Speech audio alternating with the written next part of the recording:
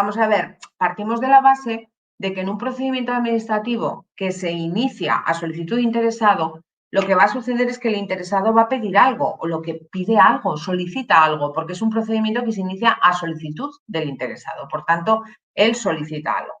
Entonces, la genérica es que si transcurre el plazo que tiene la Administración para notificar resolución expresa y no lo hace, se entiende que estima la pretensión, porque ahí lo que se está pretendiendo es beneficiar al interesado. No puede ser que el procedimiento se inicie a solicitud de interesado, no puede ser, que esto es una forma de hablar. Y entonces el silencio se entenderá desestimada esta pretensión. No, no te contesta la Administración en plazo, vale, pero tú lo que has de entender es estimada tu pretensión, es positivo para ti. Entonces, la genética es por eso. El procedimiento lo ha iniciado el interesado, no le responde la Administración, se entiende que estima. ¿Cuál es la excepción? Que ese procedimiento se regule por una norma determinada, que es importante porque es o con rango de ley española o derecho de la UE o derecho internacional aplicable en España, que diga lo contrario. Es decir, la excepción ha de estar especialmente regulada. La generalidad va a ser que se estima. Y si es desestimatorio, tendrá que estar expresamente regulada en la norma que regula ese procedimiento en concreto. Y luego nos dice esa puntualización. Si se trata del ejercicio de una actividad, en ese caso, solamente la desestimación que esté regulada en esa norma con rango de ley, en derecho español, por ejemplo, o también el derecho de la UE o lo que sea, tendrá que estar fundamentada, pero sobre todo hace referencia a la norma con rango de ley porque está recogida en nuestra Constitución y eso es derecho interno. Deberá estar fundamentada, lógicamente, en unas razones imperiosas de interés general. Es decir, allí para desestimar, cuando se trata de esto en concreto, que es el ejercicio de una actividad o el acceso a una actividad, debe fundamentarse en razones imperiosas de interés general. Lo que no se puede es per se entender por silencio administrativo desestimada mi pretensión o el inicio de mi procedimiento para acceder a una actividad.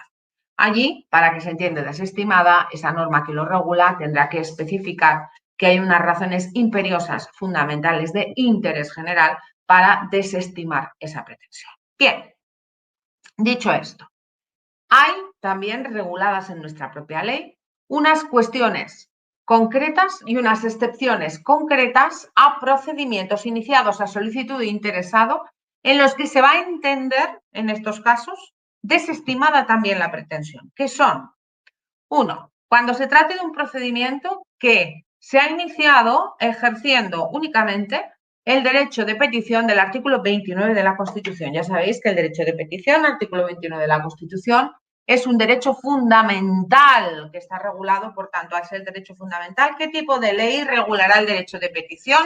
Venga, escribid, ¿qué tipo de ley regulará el derecho de petición?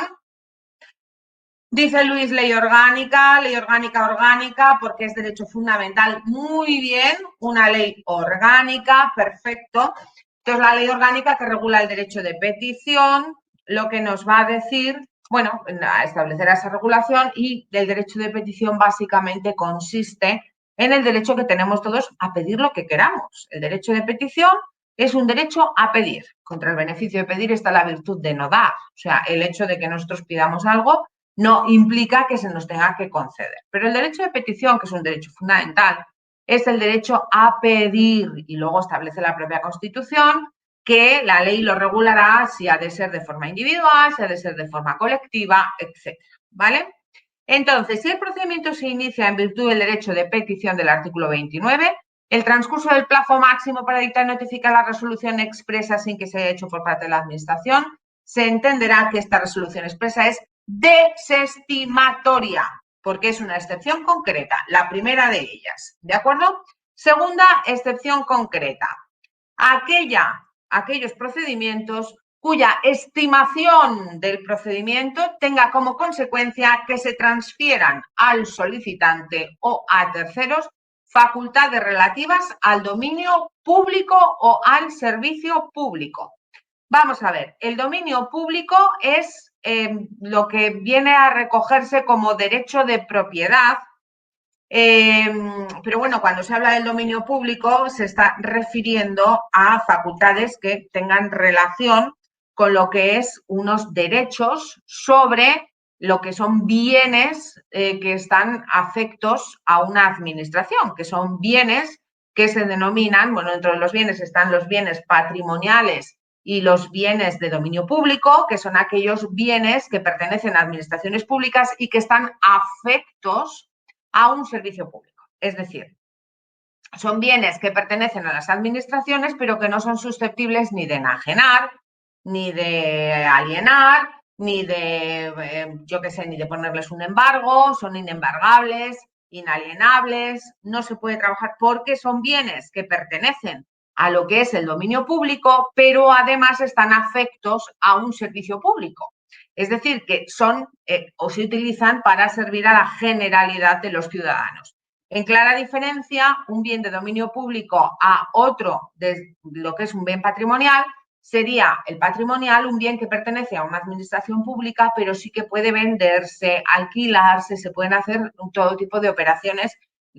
Ahí la particularidad sería que quien hace como propietario, quien hace estas operaciones es la administración pública. Pero cuando el bien es de dominio público es porque está afecto, porque es un bien que pertenece a la administración pública y está afecto a un servicio público. Entonces, desde el momento en que pertenece a la administración, pero está afectado por ese servicio público, es decir, que debe por ese servicio público, pues ofrecerse lo que es, o si está sirviendo para la generalidad de los ciudadanos, automáticamente ya se convierte en un bien con el que no se puede hacer nada, ni se puede vender, ni alquilar, ni enajenar, ni nada, porque tiene esa afectación al servicio público y eso lo convierte en un bien de dominio público o de manial, que se llama.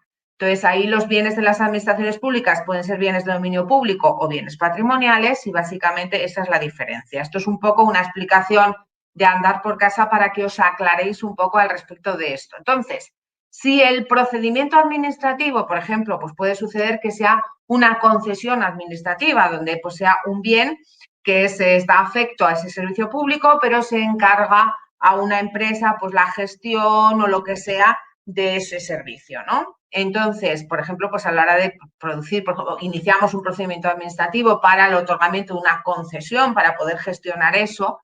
En ese procedimiento administrativo, como se trata de procedimientos en los que se van a transferir facultades, tanto o al solicitante o a terceros, facultades que son relativas al dominio o al servicio público, en este procedimiento administrativo del otorgamiento de una concesión, el transcurso del plazo máximo para dictar y notificar la resolución, si no se produce esa resolución expresa, se entenderá desestimada la pretensión. ¿De acuerdo?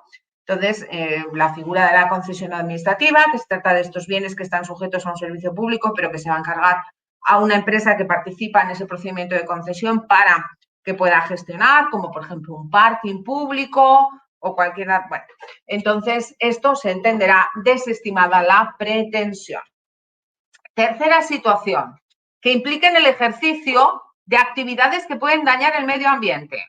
Una fábrica o lo que sea que va a realizar, pues por ejemplo, pues yo qué sé, que lo que pide es el poder verter unos residuos a un río o lo que sea. Si se trata de actividades que van a implicar el ejercicio de una actividad que puede dañar el medio ambiente, silencio negativo en ese procedimiento administrativo iniciado a solicitud del interesado. Y en los de responsabilidad patrimonial, voy por la calle, hay un agujero, me tropiezo, me caigo, me parto las gafas, me parto la boca, me parto lo que sea y solicito, eso es un procedimiento de responsabilidad patrimonial.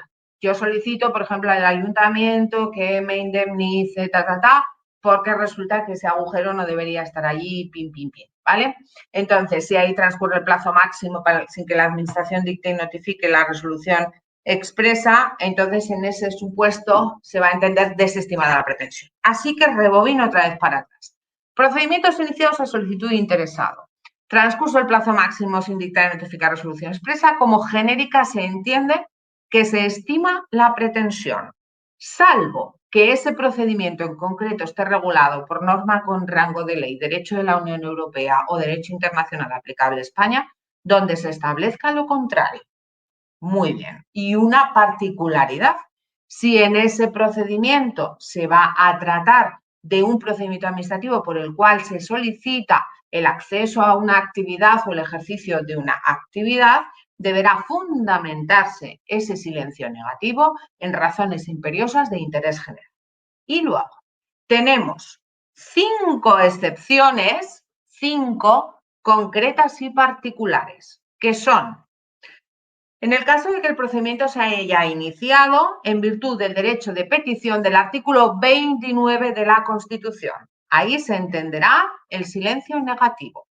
2. En el caso de que la estimación o que el resultado de ese procedimiento supusiera que se transfirieran al solicitante o a terceras personas facultades relativas al dominio público o al servicio público. En ese caso, si transcurso el plazo máximo, también entenderá desestimada la pretensión. 3. Cuando se trate de ejercitar algunas actividades que puedan implicar un daño al medio ambiente. 4. En los procedimientos de responsabilidad patrimonial, que os acabo de explicar cuáles son, en los que se exigen unas indemnizaciones a la administración por daños y perjuicios por el funcionamiento normal o anormal, me da igual, de los servicios públicos, porque en los procedimientos de responsabilidad patrimonial lo que se va a exigir es una indemnización de daños y perjuicios, pero por el funcionamiento de los servicios públicos, punto. Funcionamiento normal o anormal, aunque el funcionamiento haya sido correcto, si yo he tenido un daño en mis derechos o en mis bienes, puedo iniciar este procedimiento de responsabilidad patrimonial. Y 5, los recursos, que es el siguiente párrafo. En los recursos administrativos también se va a entender, en el caso de que yo interponga un recurso, se entenderá el transcurso del plazo máximo para dictar y notificar la resolución expresa como desestimatorio. ¿Por qué? Porque en este caso, si no me contesta la administración, se entiende que no me acepta el recurso. ¿De acuerdo? Son 5 concretos, 4 se encuentran en este párrafo y el quinto son los recursos. Antes eran 3 únicamente y se metían todos en un párrafo. Ahora son 5 porque se han introducido lo del medio ambiente y lo de los procedimientos de responsabilidad patrimonial. Antes me refiero a la 3092 y ahora es la 39/2015. Estos dos se han introducido y se han separado en 2 párrafos. Un párrafo que me habla de los 4 estos que hemos visto y otro que es el de los recursos, ¿vale?